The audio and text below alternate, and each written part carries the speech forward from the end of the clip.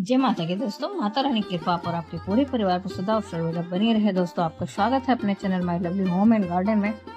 दोस्तों, प्रदोष व्रत से संबंधित बहुत सारे वीडियो चैनल पर पहले से ही मौजूद है, लेकिन आज के वीडियो में हम लोग जानेंगे प्रदोष व्रत से जुड़ी हुई, बुध प्रदोष से जुड़ी हुई कथा क्या है, पौराणिक कथा। साथ ही हम लोग जानेंगे इस दिन किए जाने वाले कुछ अचूक और आसान उपाय जो कि बहुत ही कारगर हैं। यदि आप विश्वास मान के इन उपायों को करते हैं तो इसका लाभ आपको शीघ्र मिलता है, जरूर मिलता है। दोस्तों, देर हो सकती है लेकिन जरूर भगवान की पूजा का फल मिलता है। किसी भी काम को अगर आप विश्वास से करते हैं तो उसका फायदा जरूर मिलता है। तो दोस्तों, इस वीडियो की जानकारी बहुत ही महत्वपूर्ण है, इसलिए आप चैनल को देखिए, अंत तक अवश्य ही देखें। अगर इस वीडियो की कोई भी जानकारी आपको अच्छी लगे तो लाइक करना ना भूलें और मेरे चैनल को सब्सक्राइब करें, बेल नोटिफिकेशन अवश्य दबाएं, जिससे आने वाली जानकारी, आने वाली वीडियो आपको सर्वप्रथम मिल सके। दोस्तों, तो चलिए आज की कथा को हम लोग जानते हैं, पर बुध प्रदोष की कथा को जानते हैं।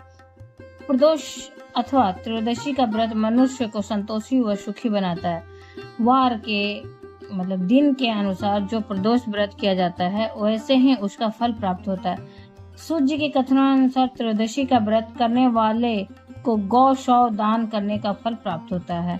तो दोस्तों, श्री सूत जी ने कहा, बुध त्रयोदशी दोष व्रत करने से सर्व कामनाएं पूर्ण होती हैं। इस व्रत में हरी वस्तुओं का प्रयोग करना चाहिए। शंकर शिव जी की आराधना धूप, बेलपत्र आदि से करनी चाहिए। बुध प्रदोष व्रत की कथा के अनुसार एक पुरुष का नया नया विवाह हुआ था। विवाह के 2 दिन बाद उसकी पत्नी अपने मायके चली गई। कुछ दिनों के बाद वह पुरुष अपनी पत्नी को लेने उसके यहाँ गया। बुधवार को जब वह पत्नी के साथ लौटने लगा तो ससुराल पक्ष के लोगों ने उसे रोकने का प्रयत्न किया कि विदाई के लिए बुधवार का दिन शुभ नहीं होता है, लेकिन वह नहीं माना और पत्नी के साथ चल पड़ा। नगर के बाहर पहुंचने पर पत्नी को प्यास लगी। पुरुष लोटा लेकर पानी की तलाश में चल पड़ा। पत्नी एक पेड़ के नीचे बैठ गई।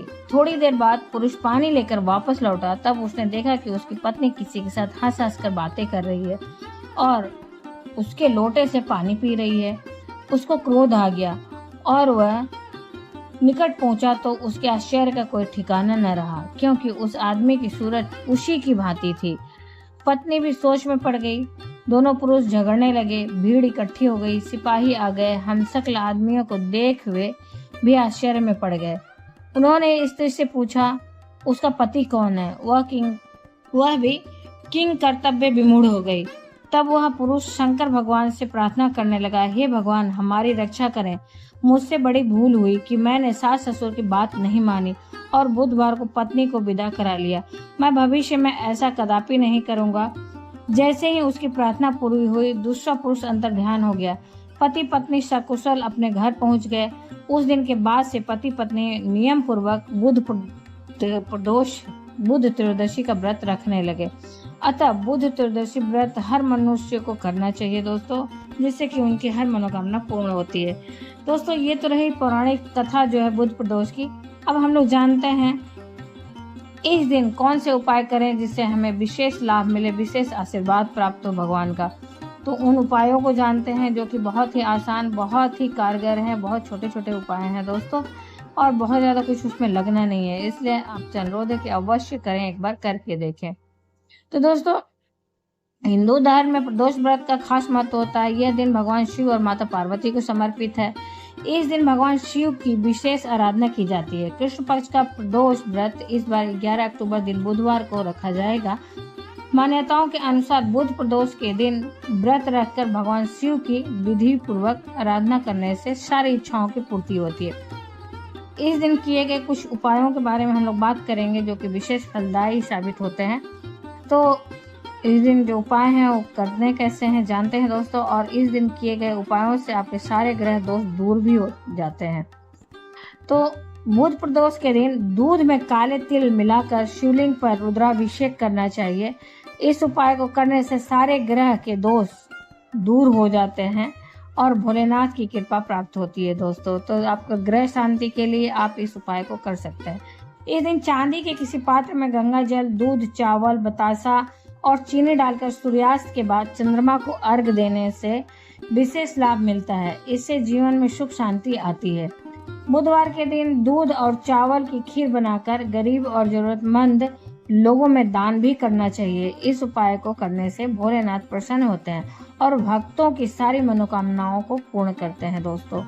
तो इस उपाय को भी आप कर सकते हैं। आप अपनी सुविधा के अनुसार जो उपाय आपको उचित लगे उसे कर सकते हैं। फिर दोस्तों बुध प्रदोष के दिन पूरे घर को गंगा जल छिड़क कर पवित्र कर लेना चाहिए। माना जाता है कि प्रदोष व्रत के दिन अगर घर में गंगा जल छिड़कते हैं तो इससे सुख शांति और समृद्धि आती है। इससे नकारात्मक ऊर्जा भी दूर होती है। और उसके बाद दोस्तों एक और उपाय आप कर सकते हैं। इस दिन शिवलिंग पर 108 बेलपत्र अर्पित करने के भी विशेष लाभ मिलते हैं। बुध प्रदोष के दिन यह उपाय करने से शंकर भगवान का आशीर्वाद मिलता है और कार्यों में आ रही सारी बाधाएं दूर हो जाती हैं दोस्तों। तो दोस्तों इस प्रकार से इस उपाय को भी आप अपनी समस्या के अनुसार कर सकते हैं। प्रदोष व्रत के दिन शिव मंदिर में जाकर घी का दिया जलाना बहुत शुभ माना जाता है। इस उपाय को करने से जातकों को व्यापार में लाभ मिलने की संभावना बढ़ जाती है।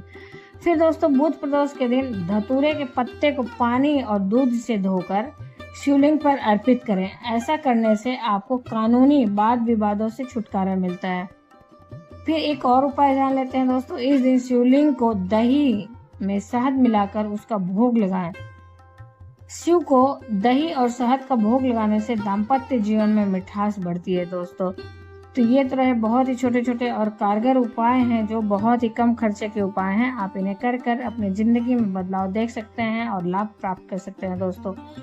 तो उम्मीद करते हैं इस वीडियो की जानकारी आपको अच्छी और उपयोगी लगी होगी। अगर उपयोगी लगी तो लाइक करना ना भूलें। मेरे चैनल को सब्सक्राइब करें इसी तरह के वीडियो को देखने के लिए। अगर इस तरह की जानकारी वाली वीडियो आपको देखना पसंद है तो मेरे चैनल को फॉलो करें और बेल नोटिफिकेशन अवश्य नहीं दबाएं जिससे आने वाले वीडियो आपको समय से प्राप्त हो सके दोस्तों। फिर मिलते हैं एक नई जानकारी के साथ नए वीडियो में।